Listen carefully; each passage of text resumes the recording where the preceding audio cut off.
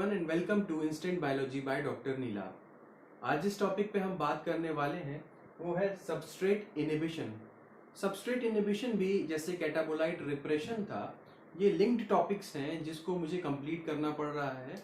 जब हम जिससे पहले जैसे फेड बैच कल्चर के बारे में हम बात करने वाले हैं, आगे आने वाले वीडियोस में कंटिन्यूअस कल्चर के बारे में बात करने वाले हैं, तो उन दोनों पॉइंट्स को या उन दोनों कंडीशंस को समझने के लिए हमें ये कुछ लिंक्ड जो टॉपिक्स हैं इनको पहले समझना पड़ेगा। तो इसके बाद हम वापस कंटिन्यू कर लेंगे अपना फेड बैच कल्चर और कंटिन्यूअस कल्चर को। तो इसको समझते हैं, सबस्ट्रेट इनहिबिशन क्या होता है। बहुत इंपॉर्टेंट कॉन्सेप्ट है, समझना ज़रूरी है। आइए देखते हैं। उससे पहले मैं एक चीज़ कहना चाहूँगा कि आप लोगों में से जिसने भी मेरा जो चैनल है वो सब्सक्राइब नहीं किया है तो प्लीज़ उसे सब्सक्राइब कर लें। आगे आने वाली वीडियोस की इन्फॉर्मेशन आपको आसानी से अवेलेबल होती रहेगी। आइए शुरू करते हैं सबस्ट्रेट इनहिबिशन के बारे में। सबसे पहले जानते हैं कि सबस्ट्रेट क्या है।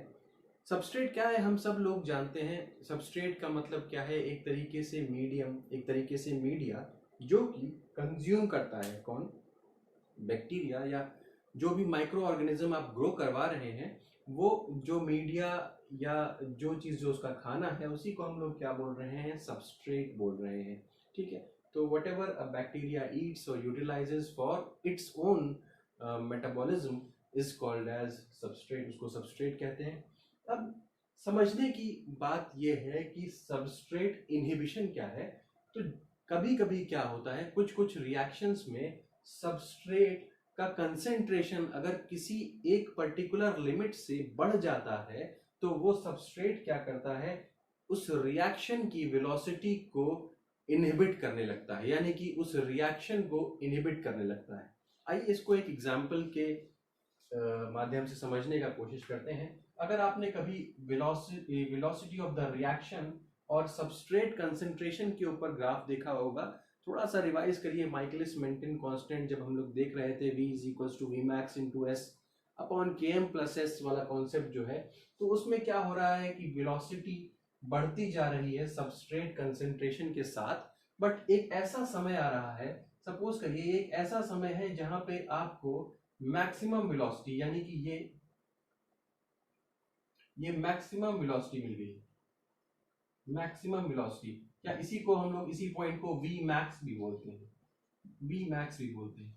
कुछ कुछ कंडीशंस में क्या होता है, अगर आप अपर भी कंसेंट्रेशन ऑफ सबस्ट्रेट बढ़ाते चले जाते हैं, यानी कि इसके बाद भी सबस्ट्रेट का कंसेंट्रेशन आप बढ़ा रहे हैं, तो कई बार क्या होता है, ये जो वेलोसिटी है वो वापस नीचे की तरफ आने लगती है। वेलोसिटी जो है वो नीचे की तरफ आने लगती है, वेलोसिटी जो है वो कम होने लगती है। क्यों कम हो रही है? क्योंकि जो सबस्ट्रेट पहले वेलोसिटी को इंक्रीज करवा रहा था, अब सडनली इस रिएक्शन के इनहिबिटर की तरीके से काम करने लगा है। अब ऐसा क्यों होता है, जरा ये भी समझते हैं।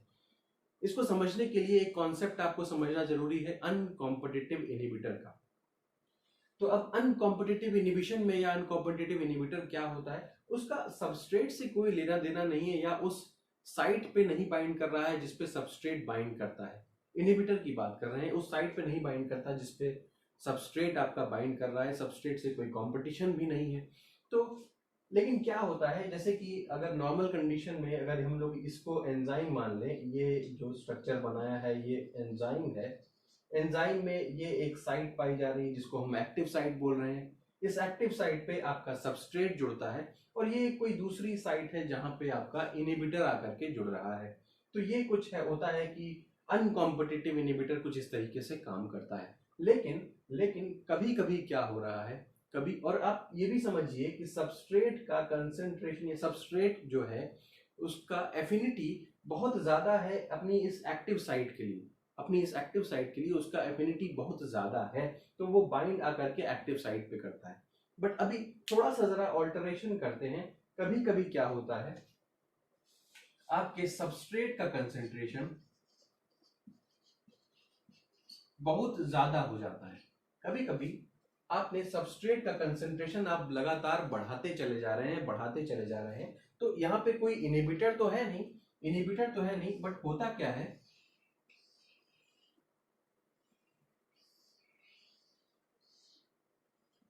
होता क्या है कि सबस्ट्रेट जब इसका कंसंट्रेशन बहुत ज्यादा हाई हो जाता है तो यहाँ पे बाइंड करने के साथ साथ वो इस जगह पर भी बाइंड करने लगता है, यानी कि जहां पे इनहिबिटर को बाइंड करना चाहिए था उस जगह पर भी बाइंड करने लगता है। ऐसा होगा कब? जब ये एक्टिव साइट और ये जो दूसरी साइट है ये सिमिलर होंगी। उस कंडीशन में क्या होगा, सबस्ट्रेट यहां पर भी बाइंड कर सकता है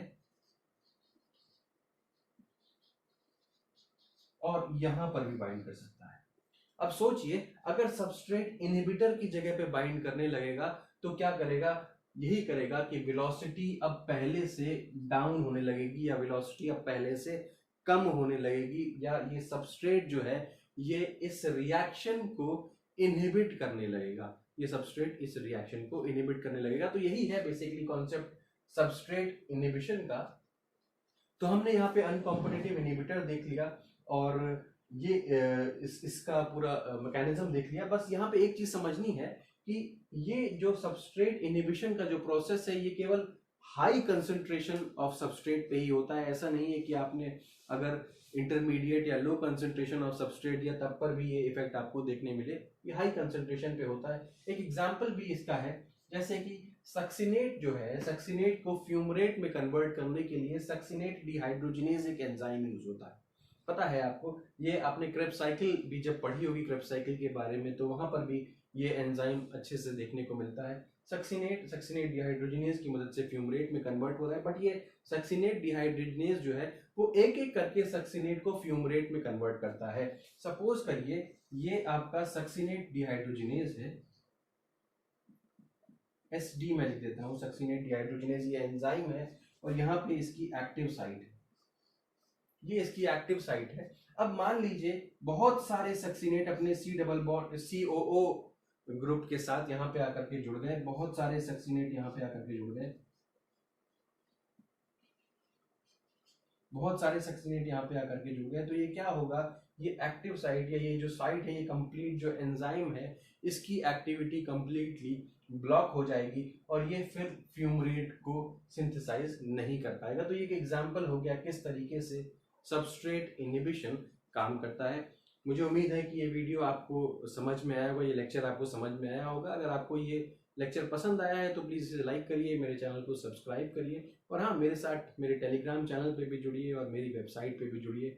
नए नए वीडियोस की जानकारी आपको और नए टेस्ट्स की जानकारी आपको वहाँ से आसानी से उपलब्ध होती रहेगी। Thank you so much, have a great day.